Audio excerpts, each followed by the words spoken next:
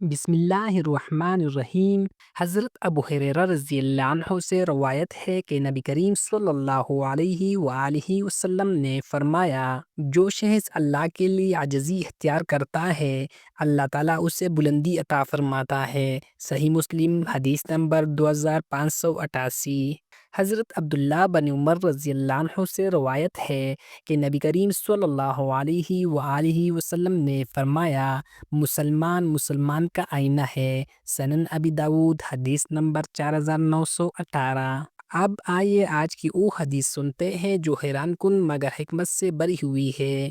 امی کلثوم بنت عقبہ رضی اللہ عنہا سے روایت ہے کہ رسول اللہ صلی اللہ علیہ وآلہ وسلم نے ارشاد فرمایا، جو شخص لوگوں کے درمیان صلح کروانے کے لیے جھوٹ بولے وہ جھوٹا نہیں۔ ایک اور روایت میں آتا ہے کہ 3 مواقع پر جھوٹ کہنا جائز ہے۔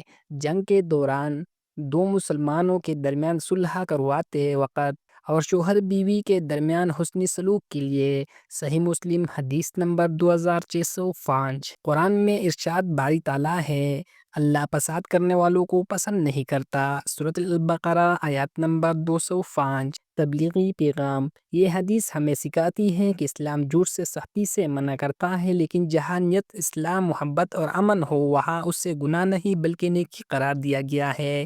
یہ اسلام کی اعتدال والی تعلیم ہے۔ جس کو قرآن و حدیث سننا اچھا لگتا ہے وہ چینل کو سبسکرائب ضرور کرے، صدقہ جاریہ سمجھ کر دوستوں کے ساتھ شیئر کیجیے تاکہ یہ بات زیادہ لوگوں تک پہنچے۔